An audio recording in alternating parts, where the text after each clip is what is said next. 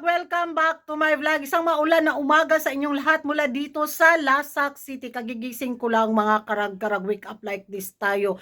Naluka ako sa mga pasabog na mga paiskandalo, intriga na pinagchichikahan na mga active na mga chismoso at mga chismosa sa social media. Nakatulog lang ako na maaga after ko manood kagabi ng Miss International Queens 2025. Pagdilat ng budlat na ako na mataba.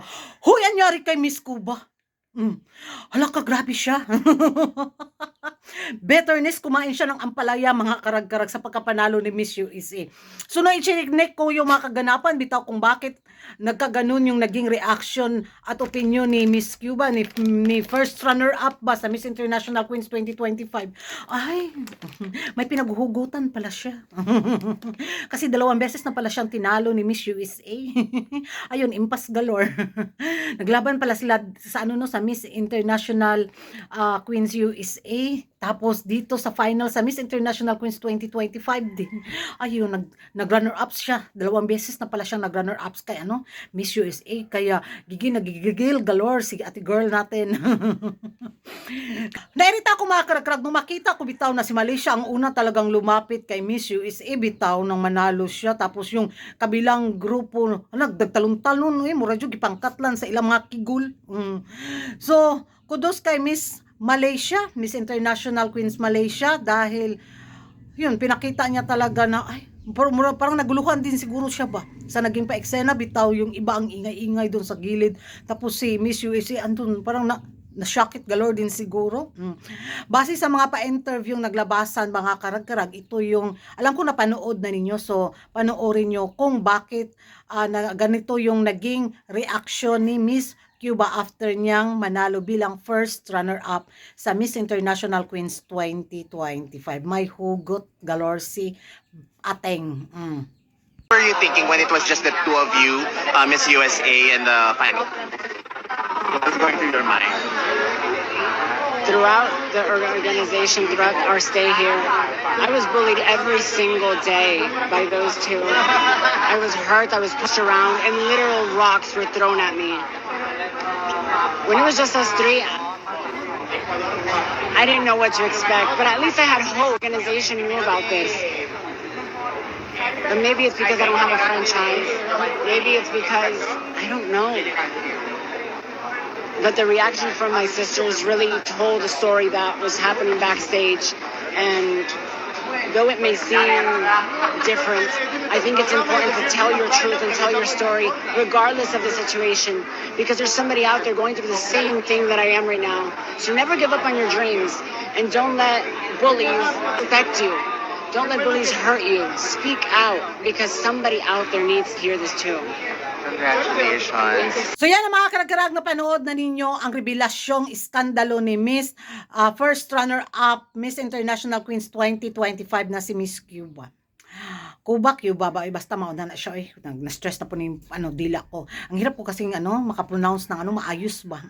Siguro dahil sa ko, thyroid ko. Wala na. So, magiging reaction ko nito sa kanyang pasabog na revelasyon. Bakit hindi siya nagsalita direct sa Miss International Queens organization? This competition, to say the least, I've been bullied. I have been told that I look like a man. I have been pushed. I have been thrown rocks at. And, well, it's a bit of a shock to see what's happened. This is it is what it is, and we have to move forward. But I'm a human being with feelings, and this year, it was beyond beauty. How do you feel about the reception of the audience, your co-contestants? That filled my whole heart, because what I guess the organization, or maybe it's because I don't have a franchise, but what they couldn't see, the audience saw. And at least that made me feel good. Exactly, yeah. And what are your sentiments about the new winner? I think the organization is going to have a lot of work to do, and if that's what they choose, but I'm so confused because this was beyond beauty. Okay. And what about a message to everyone who supported you until you reached Thank you this? so much. Never give up on your dreams. And sticks and stones may break your bones, but words will never hurt me. 'Di ba? Kung binubuli pala siya ni Vietnam at saka ni Miss USA, bakit hindi niya kinausap diretsahan before the finale sa Miss International Queens 2025 para ma-aware ang Miss International Queens organization. Hindi yung after manalo ni Miss USA tapos magpasabog at magpa-intriga siya ng ganito, 'di ba? So, kahit sabihin natin totoo yung pambubuli sa kanya, pero after sa pageant mo to sasabihin, sinong maniniwala, 'di ba? Yun yung magiging reaksyon ko. Ang magiging ano nito is ano bitaw ng tao na mga tsismoso at mga tsismosa, kumain siya ng ampalaya. Kahit sabihin nagsasabi siya ng totoo, ang dating kasi nito is hindi niya tanggap yung pagkatalo niya bilang isang first runner up na 2 beses siyang tinalo ni Miss USA.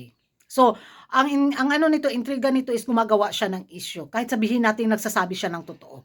Or ano yung katotohanan sa likod ng mga paiskandalo na to sa Miss International Queens 2025.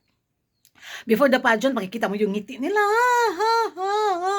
Ganun.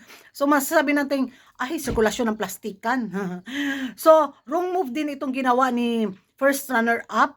'Di ba? Kasi, sana nagsalita ka before sa final para maano ng mga organisasyon kung sino yung mga bully na kandidata, sino yung mga kandidata may masama na ugali. Baka bawasan yung mga pa-score nila sa darating na final, o di ba? Ganoon dapat yung ginawa niya. Siguro takot siguro din siya baka mapiktuhan yung laban niya sa sa Corona, kaya ayun, nagtahimik lang siya, di ba? Tapos ngayon sasabog ka ng pagganito, wala. Daambot lang. Ewan ko sa inyo mga karag-karag kung ano yung magiging reaction ninyo dito nga sa pasabog na iskandalo ni first runner-up Miss International Queens 2025. Naniniwala ba kayo mga karag-karag sa kanyang revelasyon? Magingay tayo sa comment section at kung hindi ka pa nakapag-subscribe sa YouTube channel ko, don't forget to like and subscribe Kuragan Karag and hit the notification bell para updated kayo sa mga latest kaganapan at lit ka sa mundo ng beauty pageant. And thank you for watching. See you in my next vlog. Bye-bye!